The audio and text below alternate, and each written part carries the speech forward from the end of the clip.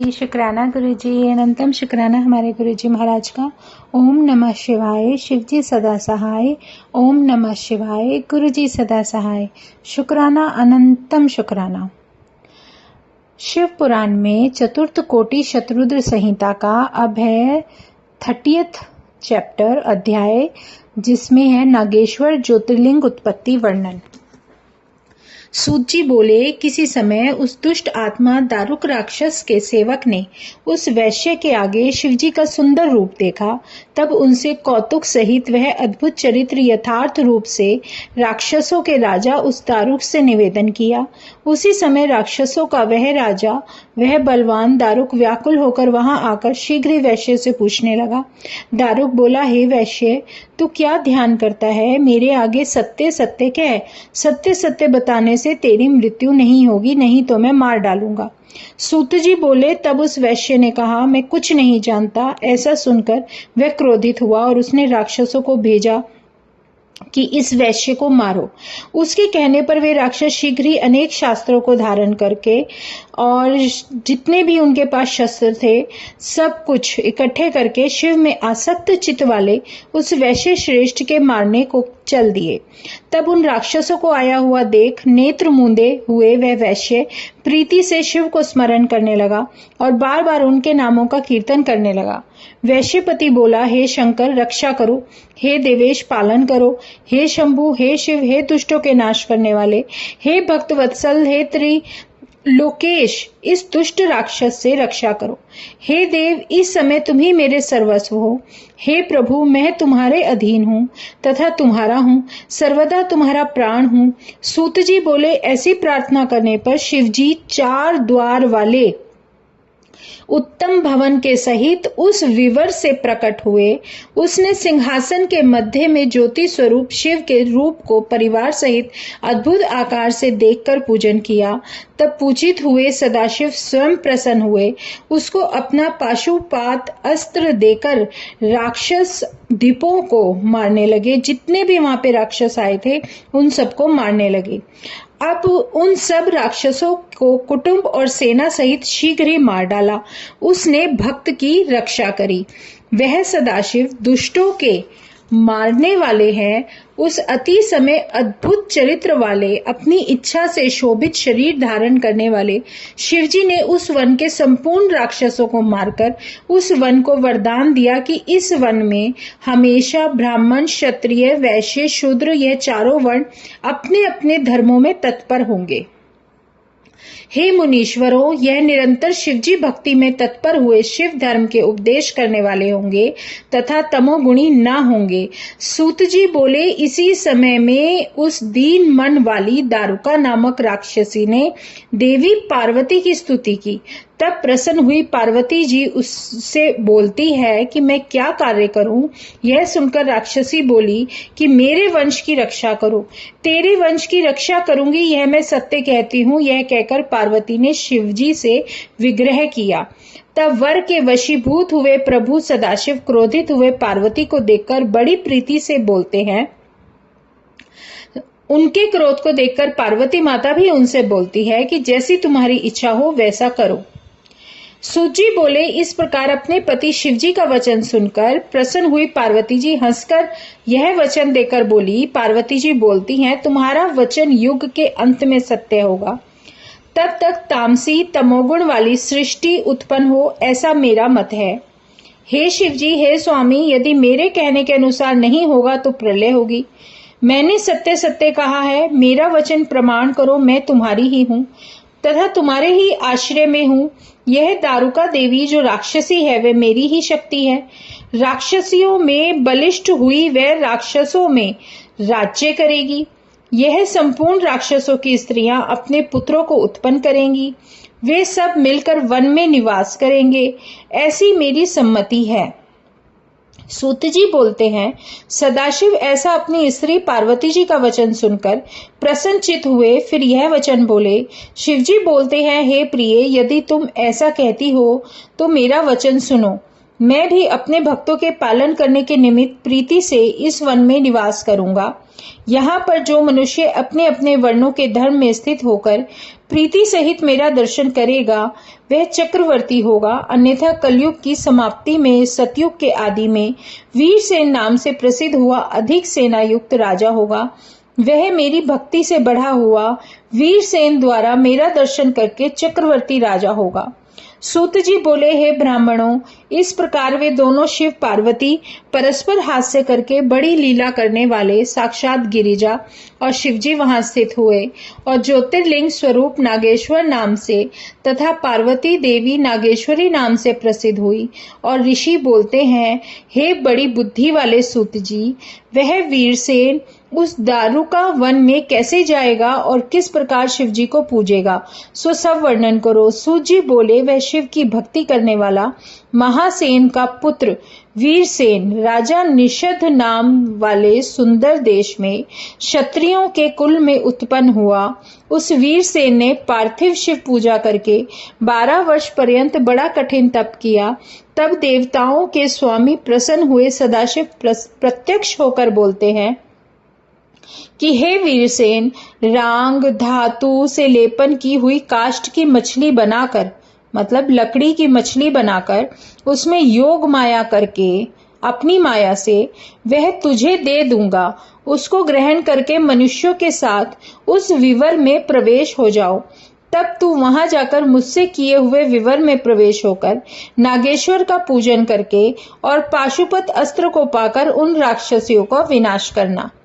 उस समय मेरे दर्शन करने पर तुम्हें किसी प्रकार की न्यूनता नहीं होगी।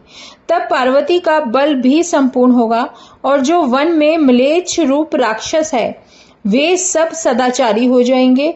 और सूत जी बोलते हैं, भक्तों के दुख दूर करने वाले प्रभु सदाशिव वीरसेन राजा से ऐसा कहकर उसके ऊपर बड़ी कृपा कर वहां से अंतर ध्यान हुए। इस प्रकार परमात्मा शिव से वर प्राप्त करने वाला वह वीरसेन सब कुछ करने में समर्थ हुआ, इसमें कुछ संदेह नहीं। इस प्रकार तीनों लोकों की कामना पूर्ण करने वाले ज्योतिर्लिंगों के स्वामी लिंग स्वरूप नागेश्वर देव उत्पन्न हुए। जो मनुष्य इस नागेश की उत्पत्ति को नित्य श्रवण करता है वह बुद्धिमान सब पापों से छूटकर संपूर्ण मनोरथों को प्राप्त होता है। 31 अध्याय रामेश्वर ज्योतिर्लिंग महात्म्य। सूत जी बोले, अब इसके आगे रामेश्वर नामक ज्योतिर्लिंग को कहता हूँ, जिसे कि त्रेता में भगवान रामचंद्र ने स्थापित किया है। जब रावण उनकी स्त्री जानकी को हर ले गया तो उन्हें खोजते हुए किष्किंधा पहुंच सुग्रीव से मिले और बाली का वध कर सीता की खोज करने लगे। तब पहले सुग्रीव और हनुमान आदि वानरों तथा भाई लक्ष्मण के साथ बैठकर उन्होंने विचार किया। फिर जानकी की खोज करने के लिए उन्होंने हनुमान आदि वानरों को चारों ओर भेजा। पश्चात कपिश्रेष्ठ हनुमान जी प्रयत्न से लंका में जानकी का पता लगा श्री रामचंद्र जी के पास लौटे तो श्री राम जी 18 पद्म वानरों को साथ लेकर दक्षिण में खारे समुद्र के किनारे पहुंचे। वहां जाकर शिव भक्त रामचंद्र समुद्र के तट पर बैठ उसे पार करने की चिंता करने लगे। रावण के बल विक्रम की भी प्रशंसा करने लगे और जानकी कैसे प्राप्त होगी इसकी उन्होंने बड़ी चिंता की। तब भाई लक्ष्मण सहित रामचंद्र को इस प्रकार शोक मग्न हुआ देखकर अंगद आदि ने उन्हें बहुत समझाया और जानकी के मिलने का आश्वासन दिया। रामचंद्र को शांत हुए, किंतु उसी समय जो उन्हें प्यास लगी तो उन्होंने अपने भाई लक्ष्मण से जल मांगा। लक्ष्मण ने वानरों को जल लाने की आज्ञा दी तो वानर जल लेने के लिए दौड़ पड़े, कहीं दूर से जाकर जल ले आए। तब रामचंद्र ने जैसे ही पीना चाहा त्यों ही उन्हें शिवजी का स्मरण आ गया। उन्होंने कहा, अभी तक मैंने शिवजी की पूजा नहीं की, फिर जल कैसे ग्रहण करूं? ऐसा कहकर रामचंद्र ने जल नहीं पिया और पार्थिव बना षोडशोपचार विधि से शिव का पूजन किया। उन्होंने प्रणाम पूर्वक दिव्य स्त्रोतों से यत्न पूर्वक शिवजी के संतुष्ट अर्थ बड़ी भक्ति तथा आनंद पूर्वक शिवजी की प्रार्थना की। और रामचंद्र जी बोले, हे स्वामिन, हे शंभु, हे महादेव, हे भक्तवत्सल, मैं दीन मन वाला भक्त आपकी शरण में हूँ, मेरी रक्षा कीजिए।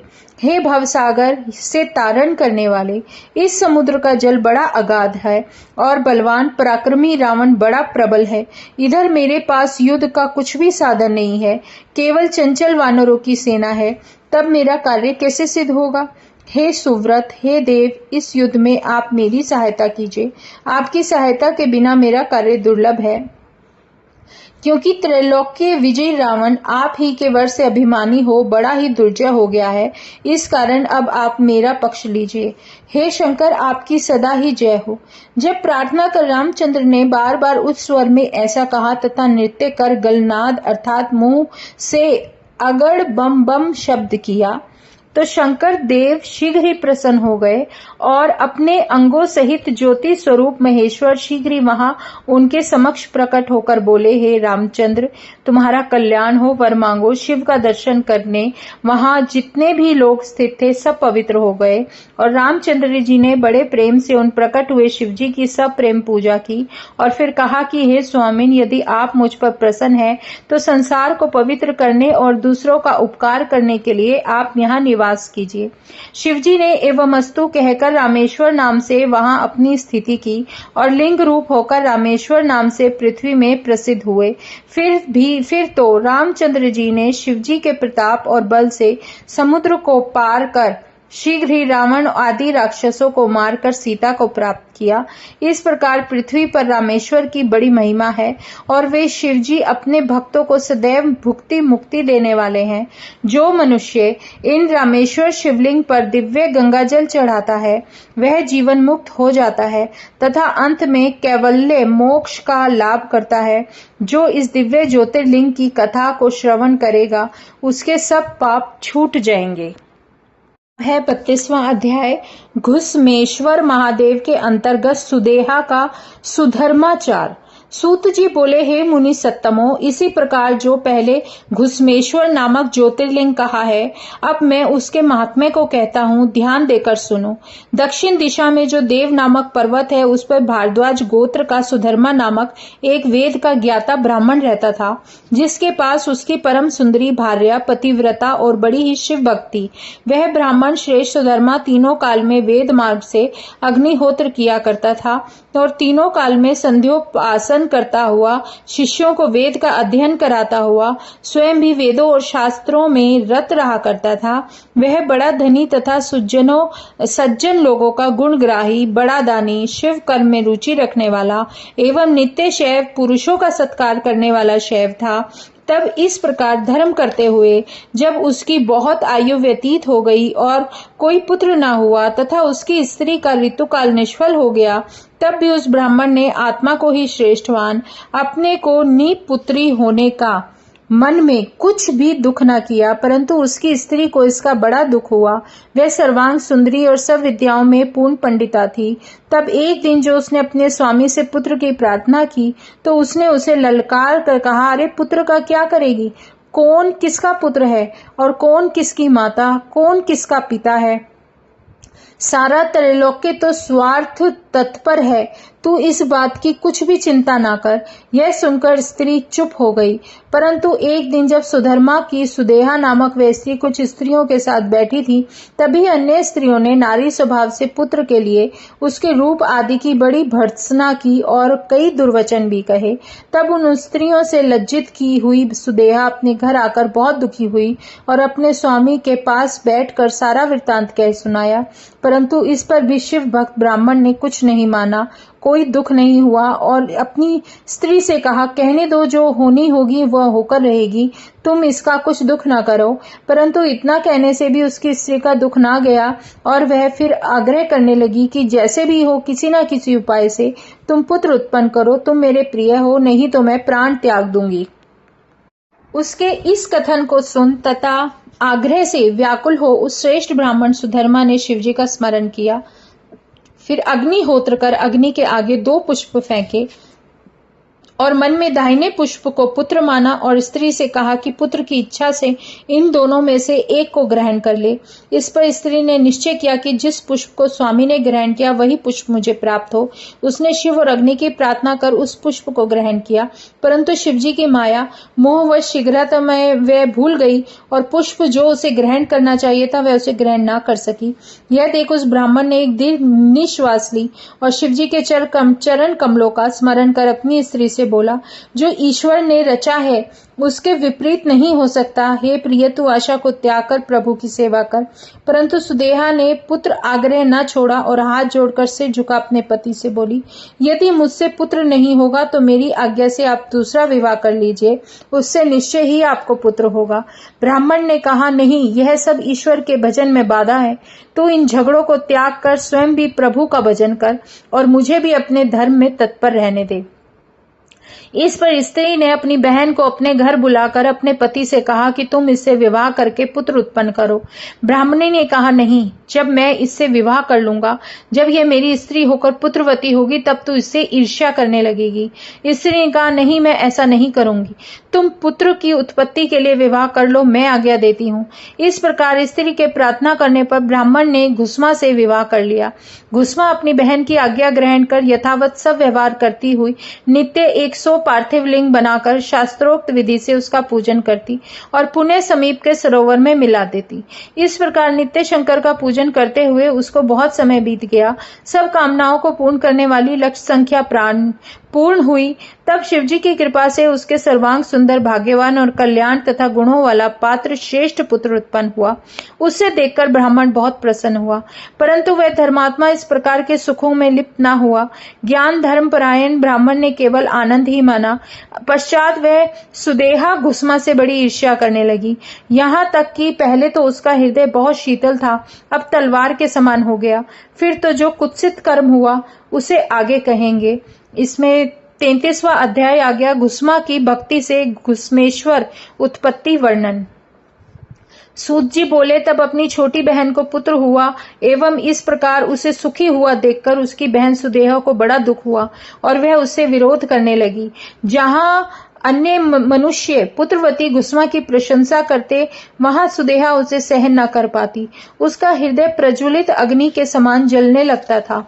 जब वह पुत्र हो गया तब अन्य ब्राह्मण उसका विवाह करने आए। सुधर्मा ने सविधि उसका विवाह किया। सुधर्मा घुस्मा के साथ आनंद पूर्वक रहने लगा, घुस्मा का सम्मान करने लगे। इससे घुस्मा को तो बहुत प्रसन्नता रहती थी, लेकिन सुदेहा दुखित होकर उसके सुख को न देख सकती थी। निदान वह मूर्छित हो पृथ्वी पर गिर पड़ी। घुस्मा ने कहा, ये दोनों बहू बेटे तो तुम्हारे ही हैं, मेरे नहीं। बहू और बेटा भी उसके पास रहते थे और माता का सा आदर करते थे। उसका पति सुधर्मा से भी अपनी बड़ी पत्री सुदेहा को ही अधिक मानता था और कनिष्ठा घुस्मा को नहीं, तो भी वह ज्येष्ठ सुदेहा द्वेष करती ही रहती थी। एक दिन उसने दुखित होकर यह विचार किया कि दुखों से शांति कैसे होगी। उसने घुस्मा के आंसुओं में ही अपनी शांति मानी। सुदेहा उसके उस मधुर भाषी पुत्र को मार डालना चाहती थी। उसे कर्तव्य का कुछ भी विचार न रहा। उसका आत्मघाती कठोर भाव हो गया।